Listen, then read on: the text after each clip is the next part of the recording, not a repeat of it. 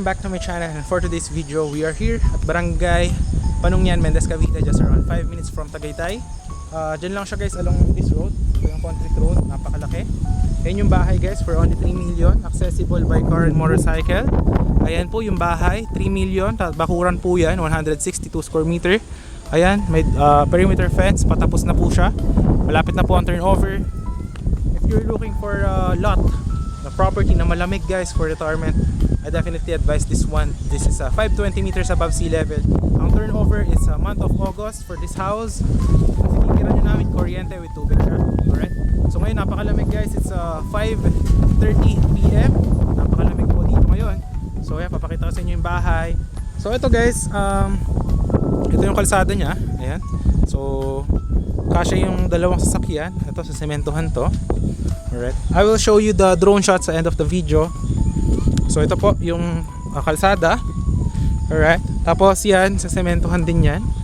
Alright. Yan, paliko. Yan. Kaso kasi nag-uulan ngayon, kaya na-delay. Ito, kasi nga hindi pa masementohan dahil nagbagyo nga nung nakaraan, 2 linggo na. So ito yung bahay guys. Ito yung sa harap niya, 162 square meter. With parking, 2 cars. Yan, balcony yan. Lalagyan yan ng bubong dyan. Tapos meron dyan pwede nyo gawing kapihan or what. Ito may easement guys, lalagyan to ng wall.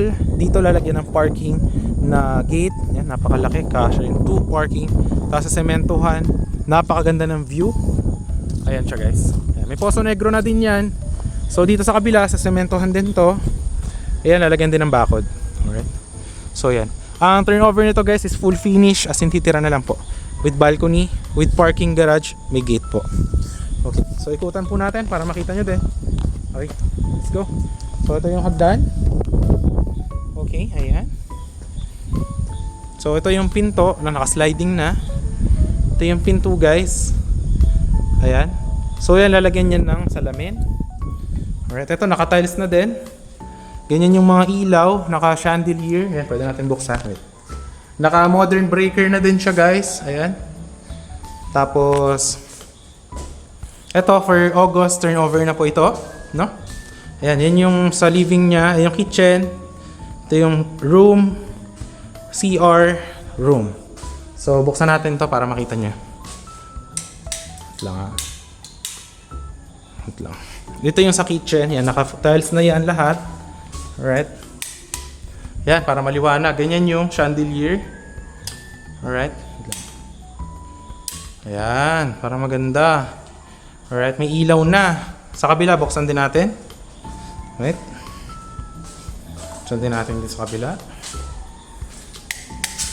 Ayan, para maaliwalas. So yan, ganyan po yung ating finish. Ayan. So napakalaki ng living area, no? Ayan. Tapos mabakuran yan dyan, 1 easement. And dito yung inyong weather. Ayan. Ito yung first na bedroom. Ayan. Tinatapos na to guys. Kaya ang dami mga pintura dito. Ayan, no? Alright. So ito yung view sa labas. Yan, balcony to. Yan, parking. Nakabakod din yan with gate. Tatapusin yan lahat. Yan. Tapos dito, ayan, kanyang ano naman, may screen na din. Yan. So ganyan yung room. Napakalaki, no? Yan, para ma-visualize nyo. Ito yung isang room. Yan. Tapos ngayon, doon naman tayo sa CR. Alright. Ito yung sa CR. Ayan guys, yung sa CR. Ayan. With exhaust. With lalagyan ng shower. Lalagyan din ng heater. Tapos yan, meron na rin siyang setup ng kanyang faucet with cabinet. Tapos lalagyan pa yan ng divider dito ng toilet. So napakalaki guys. Parang artista feels. Ito na yung another bedroom. Ayan, napakaganda. Naka-tiles na. Kompleto na yung electricity outlet. May ilaw. Ayan, lahat LED. Ayan. Tapos dito sa likod, may exhaust lock pa yan dyan. Ayan, hanggang doon pa yung lote. Doon sa may babakuran yan. So, ayan, pakita ko sa inyo para ma-visualize nyo siya. Okay. Oops. Patayin muna natin yung mga ilaw. Sayang yung kuryente. Wait lang. Okay. So, ngayon, dito tayo. Pakita ko naman sa likod. Yan. Ito yung sa likod. Yan. Lalagyan dito na salamin. Yan. Okay. So dito sa likod, ang lote is hanggang dyan pa yan. Yan, hanggang dyan. So yan, lalagyan din ng semento. So you have here, yung pwede mo gawin dirty kitchen or what. So napakaganda, di ba? At napakalamig dito guys, I assure you. Talaga namang for retirement. Ayan, lalagyan na yan ng bakod. Yan. Tapos ito, walang may-ari na tong area. So yan, pwede nyo tanim-taniman to. Open space. Doon ako nag-park ng motor. Kasha truck. Yan, lahat. May tricycle, may hospital, as in lahat. Yan, may ilaw na rin sa labas. Ayun, makikita nyo naman. So yun guys, if you are looking for a property guys na malamig and eto na, talagang titira na lang for only 3 million to guys. I assure you, this is one of the best deals in here. Just 5 minutes from Tagaytay here at Mendez, Cavite. Ang terms dito guys, 1 million yung down payment. Pag turnover sa inyo naman, contract to sell kayo with the seller. Pag turnover sa inyo ng house by August, pwede rin yung tiran. Papayin nyo na yung remaining of the 80% of the 3 million. Then sign kayo deed of sale with the seller and then turn over sa inyo, tira nyo na yung house.